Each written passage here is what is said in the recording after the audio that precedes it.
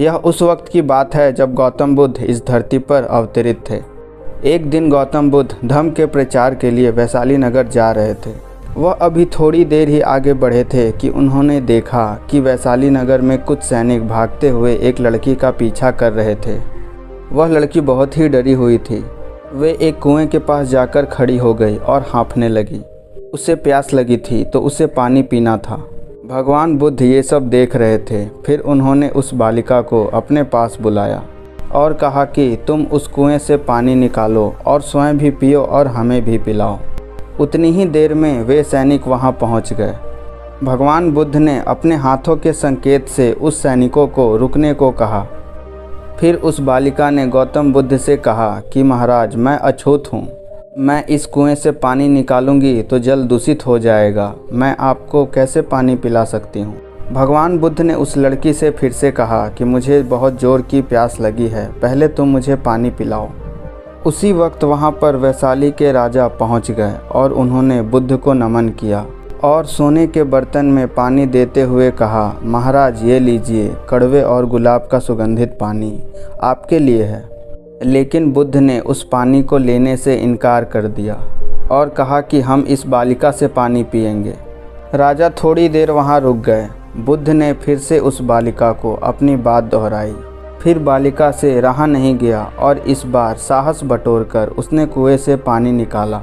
फिर पानी स्वयं भी पिया और बुद्ध को भी पिलाया।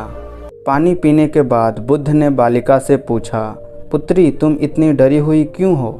तुम्हें किससे भय है? फिर बालिका ने पूरी बात बताई कि मुझे राजा जी के दरबार में गाने का अवसर मिला था। मैंने गीत गाते हुए नृत्य किया और सभाजनों ने खूब आनंद लिया। महाराज को भी बहुत अच्छा लगा। फिर उन्होंने अपनी माला मुझे भेंट की, लेकिन फिर किसी ने महाराज को बताया कि मैं एक अछूत कन्या हूँ। फिर महाराज ने मुझसे पूछा कि क्या तुम एक अछूत कन्या हो? फिर मैंने बताया कि हाँ, मैं एक अछूत हूँ। राजा ने यह सुनते ही अपने सैनिकों को आदेश दिया कि इस कन्या को कैद खाने में डाल दो। मैं किसी तरह वहाँ से बचकर यहाँ तक पहुँची थी तो आप मुझे मिल गए।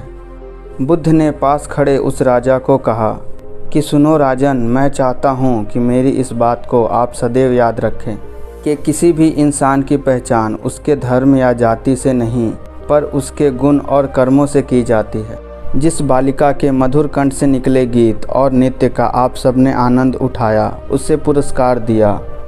जिसके कार्य इतने अच्छे हैं वे अछूत हो ही नहीं सकती और आप उसे अछूत कह रहे हैं। सारी प्रजा का पिता होकर ऊंच नीच का भेदभाव रखते हैं। सुनो राजन, यहाँ पर नीची सोच और छोटे कार्य करके अछूत होने का परिचय तो आपने दिया है। इसलिए मेरी नज़रों में वो कन्या नहीं बल्कि आप अछूत हैं। वैशाली नरेश को अपने इस कार्य से घृणा होने लगी और बहुत पछतावा हुआ। फिर वह बुद्ध के चरणों में गिर पड़े और क्षमा मांगने लगे और कहा कि आपकी इस बात को मैं सदैव याद रखूँगा। फिर वहाँ से चले गए। तो दोस्तों, हमें इस कहानी से यह सीख मिलती है कि कोई भी इंसान अपने कार्यों और विचारों से बड़ा बनता है, अपने धर्म या जाति से नहीं। ऐसे छोटे विचार रखकर खुद अछूत न बने, बल्कि ऊंच नीच का भेदभाव भूलकर एक अच्छे मानवता का परिचय दें।